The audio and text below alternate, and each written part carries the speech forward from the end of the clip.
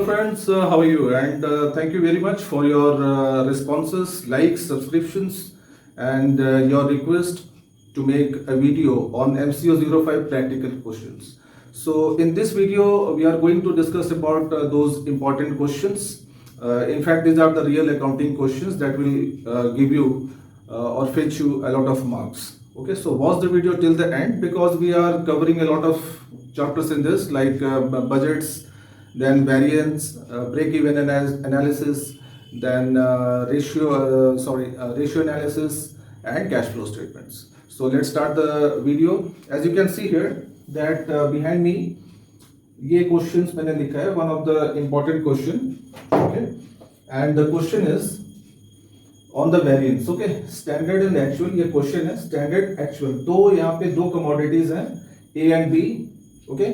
Standard में सबसे पहले बहुत इंपॉर्टेंट है कि क्वेश्चंस को आप अच्छे से पढ़ें, समझे, बिकॉज अगर क्वेश्चन नहीं समझ पाओगे तो आप आंसर सॉल्यूशन कभी नहीं निकाल पाओगे, ठीक है. Okay fine. तो स्टैंडर्ड और एक्चुअल इस तरीके से दो यहाँ पे कॉलम्स दिए गए हैं. स्टैंडर्ड जो हम लोग बजट में तैयार करते हैं, एक्चुअल जो हम लोगों ने अचीव किया है, जो परफॉर्म किया है. ओके, सो जैसे यहाँ पे दो कमोडिटी है A and B. Standard quantity जो हम लोगों ने पहले जो फिक्स की थी बजट में 60, प्राइस 10 लिया था, 600 इसका मल्टीप्लाई किया 600. और वैसे ही एक्चुअल्स जो हुआ यहाँ पे लाइक जो स्टैंडर्ड सेट किया था उससे एक्चुअल ज्यादा है, ठीक है, 20 यूनिट्स ज्यादा है और प्राइस भी हमें ज्यादा मिला, ठीक है. 10 हम लोगों ने सेट किया था but we got 12 rupees and this is the revenue. In the same way B का अगर आते हैं तो हम लोगों ने स्टैंडर्ड क्वांटिटी इसकी सेट की थी 90, प्राइस सेट किया था 20 and this is the revenue expected. ये इस प्रोडक्ट ने अच्छा परफॉर्म नहीं किया बिकॉज एक्चुअली इसका 90 हम लोगों ने बजट सेट किया था but we got only 60. And price भी देखिए, प्राइस इनफैक्ट यहाँ पे राइज किया हुआ है. 20 हम लोगों ने स्टैंडर्ड प्राइस सेट किया था but we got 25 rupees. So like this. And आप लोगों को ये निकालना है material cost variance, material price variance and material users variance. सबसे पहले तो समझ लेते हैं वेरिएंस क्या होता है. वेरिएंस एक्चुअली डेविएशन होता है. It is a deviation between standard and actual, ठीक है. तो लेट्स क्विकली फाइंड आउट कि मटेरियल कॉस्ट वेरिएंस को निकालने के लिए क्या फॉर्मूला यूज करते हैं. Material cost variance. So friends, इसको निकालने के लिए बहुत ही सिंपल फॉर्मूला है and that is standard cost minus actual cost. Standard cost minus actual cost, ठीक है. Now as you can see here that standard cost यहाँ पे 2400 है एंड एक्चुअल कॉस्ट इज 2460, ठीक है. ये कॉस्ट है, टोटल कॉस्ट, ठीक है. So standard cost is 2400 rupees minus the actual 2460. एक चीज का ध्यान में रखना है कि जो अलजेब्रा में हम लोग प्लस माइनस करते वक्त जो साइन चेंज करते थे, यहाँ पे आप लोगों को ऐसा बिल्कुल भी नहीं करना है, ठीक है. तो here the deviation is 60 rupees. Clear. तो ये आ गया आपका material cost variance. Now second question, material price variance. Material price variance. Now friends, इसका फॉर्मूला आप लोगों को ध्यान में रखना है. इसका फॉर्मूला है standard minus actual into actual quantity. Same वैसे ही आप लोगों को करना है. Standard cost minus actual cost, okay, into actual quantity, ठीक है. So standard price minus actual price into actual quantity. So यहां पे स्टैंडर्ड प्राइस क्या है? As you can see here the price is 10 rupees, okay. And like product A की बात करते हैं हम लोग, राइट. सबसे पहले ए की बात करेंगे. यहाँ पे स्टैंडर्ड प्राइस 10 रुपीज है and actual price is 12. So product ए के लिए, for product A the price, the standard price was, you can make this P, okay.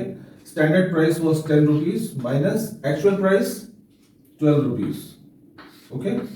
And actual quantity. So what was the actual quantity? Actual quantity यहां पे है 80 units. अब इसको solve करना है.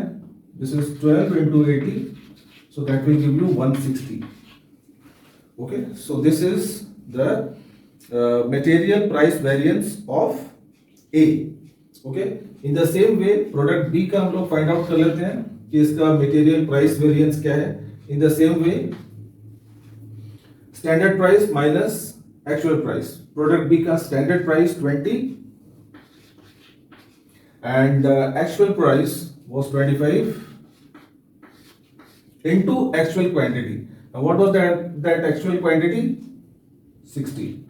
Okay, as you can see here 60. So signs plus minus को neglect करना है आपको. So you get 300. Fine. Okay, so ये तो हो गई बात material price variance. Now material uses variance. इसको कैसे निकालें? Material uses variance. Now इसके लिए भी फॉर्मूला है, थोड़ा सा चेंज है फॉर्मूला में. Standard quantity minus actual quantity. Standard quantity minus actual quantity. Standard quantity minus actual quantity multiplied by standard price.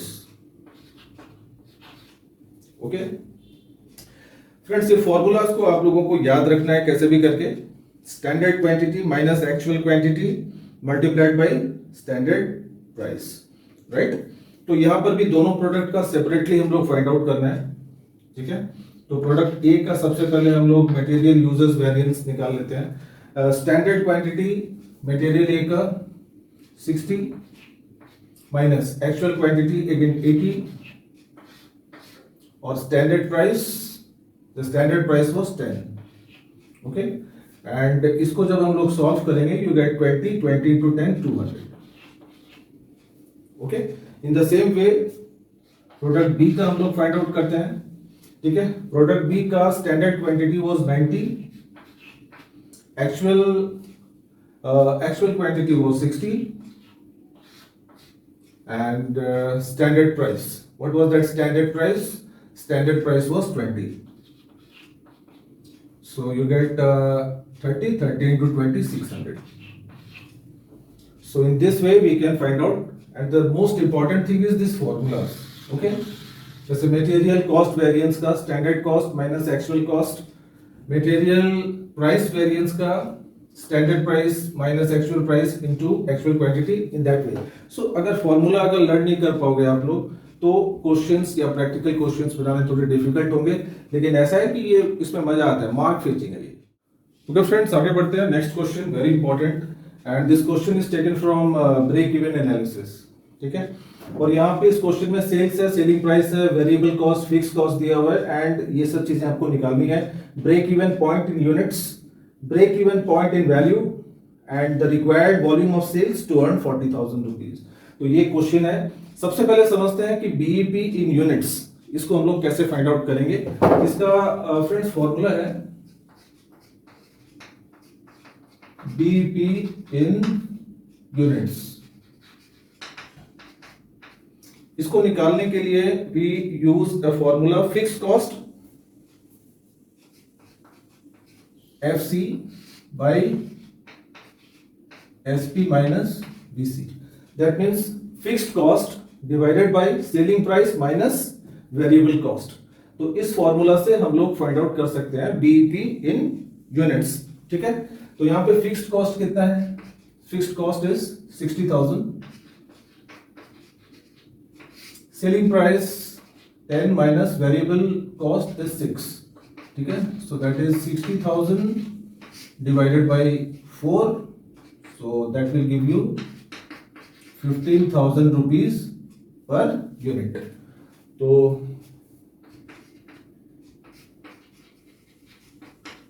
Okay, तो ये आपका आ गया आंसर एंड ये फॉर्मूला याद रखना है आपको. ओके फाइन, नेक्स्ट क्वेश्चन में चलते हैं and that is BEP in value. तो इसको निकालने के लिए भी you have to use a formula and that is fixed cost divided by PV ratio. अब ये पीवी रेशियो क्या है and how to find that, because PV ratio के बिना हम लोग बीईपी इन वैल्यू नहीं निकाल सकते। ये पीवी रेशियो ऐसे भी बहुत इंपॉर्टेंट है, that is production volume ratio और सॉरी प्रॉफिट वॉल्यूम रेशियो। तो यहाँ पे प्रॉफिट वॉल्यूम रेशियो निकालने के लिए we use the formula to find PV ratio. We use the formula selling price minus variable cost divided by selling price, because आप लोगों को पहले निकालना होगा पीवी रेशियो, राइट। तो यहाँ पे सेलिंग प्राइस 10 रुपीज है एंड वेरिएबल कॉस्ट 6 रुपीज है, तो माइनस किया 4 एंड अगेन सेलिंग प्राइस 10। जब हम लोग इसको डिवाइड करेंगे तो यू गेट 0.4। तो ये आपका आ गया पीवी रेशियो 0.4। नाउ इसको हमें डिवाइड करना है because we have to find this. तो यहाँ पे फिक्स्ड कॉस्ट के जगह पे you have to write 60,000 divided by 0.4, ठीक है। जो बच्चे इसको भूल चुके हैं डेसिमल्स को कैसे सॉल्व करना है, सो जैसे पहले डेसिमल्स को हटा लें, 10 मल्टीप्लाई कर देते हैं, ठीक है। So you get 6 lakhs by 4. Now you can divide this, right? You can reduce this, 4 1 ja 4, 4 5 ja, and 1 2 3 4. Am I right? So this is your answer, right? 1,50,000 units. So you can write down here. तो ये आ गया आपका BEP in value, break even point in value. Now let's move on to the third question. Third question में आपको बताना है how much sales has to be done to earn 40,000 rupees. So यहाँ पर भी आपको एक छोटा सा फॉर्मूला यूज करना है and that is fixed cost के साथ में यहाँ पे प्रॉफिट प्लस हो जाएगी, okay, and divided by contribution ratio, that means SP minus VC, SP minus VC. तो इस फॉर्मूला से हम लोग निकाल सकते हैं। फिक्स्ड कॉस्ट यहाँ पे 60,000 है प्लस रिक्वायर्ड प्रॉफिट आपकी यहाँ पे क्वेश्चन में दी हुई है 40,000 रुपीज एंड ऑलरेडी हम लोगों ने एसपी माइनस बीसी 4 निकाला हुआ है। So 1 lakh divided by 4। So इसको जब हम लोग रिड्यूस करेंगे तो we get 25,000। So this is how you have to work out. चलते हैं नेक्स्ट क्वेश्चन की तरफ। ये भी बहुत इंपॉर्टेंट क्वेश्चन है। ये जस्ट मैंने ब्रीफली क्वेश्चन को यहाँ पे लिखा है। यहाँ आपको लाइक 2-3 प्रोडक्ट भी दे सकते हैं, तो यहाँ पे एक ही प्रोडक्ट लेके पहले आप समझ लीजिए इसको कि कैसे तैयार करेंगे बजट। जैसे जनवरी में यहाँ पे 100 यूनिट सेल है, ये तीनों सेल है आपकी, ठीक है। जनवरी फरवरी मार्च 100 यूनिट्स 120 160। आपको क्लोजिंग स्टॉक दिया हुआ है 50% of subsequent sales of the month, next month. Opening stock 50% of sales. तो ये इंफॉर्मेशन आपको क्वेश्चन में दे देगा and you have to find the production budget. So how to find production budget. Now production budget find out करने के लिए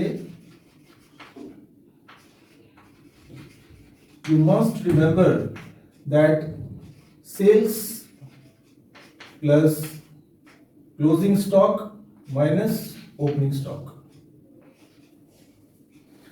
ये आपको हमेशा ध्यान में रखना है। Sales plus closing stock minus opening stock. हम लोग ट्रेडिंग अकाउंट में भी ऐसे ही करते हैं, सेल्स और क्लोजिंग स्टॉक को प्लस करते हैं और फिर उसको सब्ट्रैक्ट करते हैं। Opening stock, purchases, wages, direct materials, तो उनसे माइनस करते हैं तो वी गेट ग्रॉस प्रॉफिट और लॉस। तो यहाँ पर भी सेम प्रिंसिपल हम लोग यूज कर रहे हैं, right. And let's try to find out कि ईच मंथ का प्रोडक्शन बजट किस तरीके से हम लोग फाइंड आउट कर सकते हैं। So you can write here Jan, Feb and March. आपको 3 मंथ का दिया हुआ है, राइट। नाउ जनवरी में आपने 100 यूनिट्स सेल किया, फरवरी में 120 यूनिट्स एंड मार्च में 160 यूनिट्स। क्लियर। अब इसके बाद में आपको क्या करना है, ये फॉर्मूला यूज करना है। सेल्स में क्लोजिंग स्टॉक को प्लस करना है। क्लोजिंग स्टॉक का यहाँ पे वैल्यू नहीं दिया हुआ है, अगर क्वेश्चन में वैल्यू देता है तो बहुत अच्छी बात है, आप यहाँ पे इसको प्लस कर दो लगा के। और अगर नहीं दिया हुआ है, you will be given information like this in 90% cases, 50% of subsequent sales। मतलब इसका मतलब ये हुआ कि जो क्लोजिंग स्टॉक है नेक्स्ट मंथ के सेल का 50%, ओके। सो यहाँ पे नेक्स्ट मंथ की सेल 120 है तो उसका 50% कितना हो गया, 60, राइट। इन द सेम वे जब हम लोग फरवरी की क्लोजिंग स्टॉक की बात करेंगे, तो यहाँ पे इसका 60%, 80, क्लियर। नाउ इसके बाद जब हम लोग मार्च की बात करेंगे, सो मार्च में सी इसके आगे और दूसरा मंथ नहीं दिया हुआ, right. So we can take the same average 80, clear. So now इसको ऐड कर लेते हैं,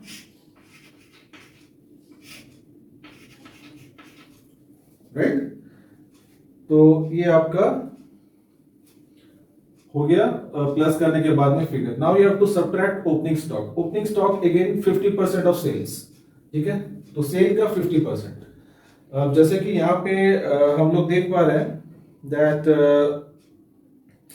यहाँ पे जनवरी में 100 यूनिट सेल किया, उसका 50%, 100 का 50, इसका 120 का 50% 60 एंड 160 का 80.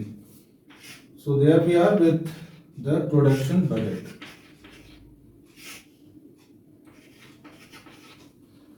So ये हो गया आपका प्रोडक्शन बजट, एंड जहां पे जनवरी में 210 प्रोडक्शन यूनिट्स प्रोड्यूस करना है, फरवरी में 260 एंड मार्च में 320.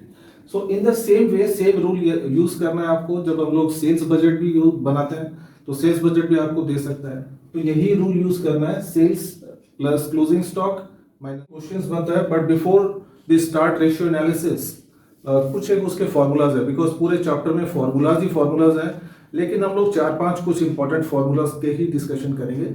So let's start. Okay, see the first जो रेशियो है and that is current ratio, ठीक है.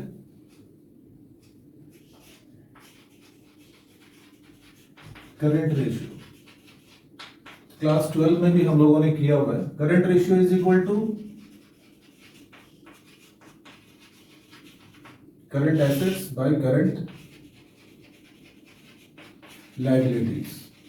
ओके, एंड जो बच्चे भूल गए हैं, लाइक करंट एसेट्स में हम लोग कैश, बैंक और फिक्स्ड एसेट्स, इसको बात देने के बाद में जो बाकी के जो एसेट्स हैं वो सारे करंट एसेट्स होते हैं. करंट एसेट्स में जैसे आपको स्टॉक हो गया, डेटर्स हो गए, ठीक है, बिल्स रिसीवेबल्स हो गए, तो ये सारे करंट एसेट्स में. करंट लायबिलिटीज में क्रेडिटर्स हो गए, बिल्स पेबल हो गए, तो ये सारी चीजें करंट लायबिलिटीज में.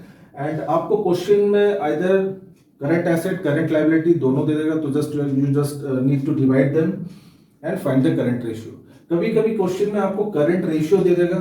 सपोज करंट रेशियो आपको suppose the current ratio is 2, ठीक है, और आपको एसेट की वैल्यू दे देगी, सपोज एसेट की वैल्यू 20 है, एंड आपको बोलेगा कि फाइंड करंट लायबिलिटीज, ठीक है.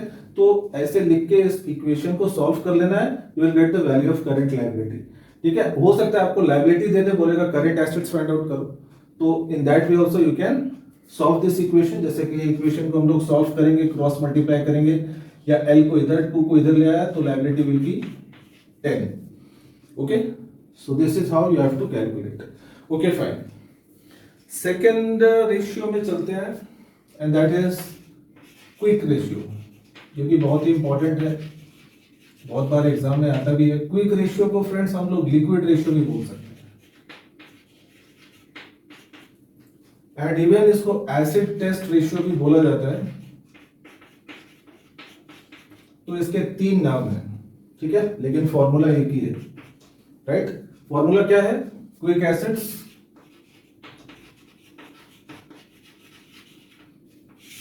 Bye current liabilities. Okay, now यहां पे क्विक एसेट्स क्या है? करंट एसेट्स से अगर हम लोग स्टॉक और प्रीपेड एक्सपेंसेस को अगर माइनस करते हैं तो you get quick assets. So how to find quick assets? Quick assets के लिए current assets minus stock minus prepaid expenses, ठीक है. तो करंट एसेट्स से अगर स्टॉक और प्रीपेड एक्सपेंसेस को माइनस करें तो we get quick assets. And question में आपको करंट लायबिलिटी भी दे देगा, divide them, you get quick ratio. So this is so let's move on to the next formula, very important one, and that is stock ratio. Okay, stock ratio, इसको हम लोग inventory भी बोल सकते हैं. Inventory ratio. नाउ इसका formula cost of goods sold by average stock, cost of goods sold by average stock. Now apart from formula आपको ये भी ध्यान में रखना है कि कॉस्ट ऑफ गुड्स सोल्ड कैसे निकाला जाता है और एवरेज स्टॉक कैसे निकाला जाता है। ठीक है, सबसे बात पहले करते हैं कि कॉस्ट ऑफ गुड्स सोल्ड कैसे निकाला जाता है। बहुत सिंपल है, यहां पे मैं लिख देता हूं cost of goods sold, cost of goods sold short में लिख दिया मैंने। इसमें करना क्या है आपको, opening stock plus purchases plus direct expenses minus closing stock. तो इतना सा ही काम करना है आपको, you get cost of goods sold. ठीक है, बहुत इंपॉर्टेंट है कॉस्ट ऑफ गुड्स सोल्ड, ऐसे भी मतलब एग्जाम्स में आता है बनाने के लिए, तो ये आपको याद रखना पड़ेगा। Opening stock plus purchases plus direct expenses minus closing stock. ठीक है, इसमें सेल्स वगैरह हम लोग कंसिडर नहीं करेंगे। ओके, एंड एवरेज स्टॉक कैसे निकालते हैं? एवरेज स्टॉक फाइंड आउट करने के लिए बहुत ही सिंपल फॉर्मूला है, opening stock plus closing stock divided by 2। ठीक है, so this is how we can find the stock turnover ratio और stock inventory ratio. Okay, fine. Let's move on to the next one, very important one, gross profit ratio. Gross profit ratio. इसके ऊपर भी question exam में always बनता ही बनता है। ठीक है, बहुत ही इंपॉर्टेंट है। Gross profit divided by sales into 100। तो इस फॉर्मूला से हम लोग gross profit ratio find out कर सकते हैं। ठीक है ना, ये बहुत इंपॉर्टेंट है। In the same way you can be asked to find the net profit ratio. अगर आपको नेट प्रॉफिट रेशियो अगर निकालना है तो just what you need to do, gross profit को नेट प्रॉफिट में चेंज कर दीजिए। तो net profit by sales into 100%। तो इस तरीके से आपको दे सकता है। अब जैसे यहाँ पे ग्रॉस प्रॉफिट रेशियो की बात करें, इसके ऊपर एग्जाम में क्वेश्चन भी आया था, एंड क्वेश्चन में ग्रॉस प्रॉफिट रेशियो दिया हुआ था, सेल्स दिया हुआ था, आपको निकालना था ग्रॉस प्रॉफिट। ठीक है, तो वहां पे भी वैसे जैसे इक्वेशन हम लोग सॉल्व करते हैं, वैल्यूज लिख लेंगे एंड उस इक्वेशन को सॉल्व करके जो रिक्वायर्ड वेरिएबल आपको निकालना है वो निकाल सकते हैं। सो लेकिन ये फॉर्मूलाज आपको याद करने पड़ेंगे friends. Okay friends, that's all in this video and I hope कि आप लोग काफ़ी चीज़ें सीखे होंगे इससे और ये हेल्पफुल रहेगा आपको। And I have shared the theory notes of volume 2 MCO 05 in the description box, so you can वहाँ से आप देख सकते हो, डाउनलोड कर सकते हो। Okay, and thank you very much for watching this.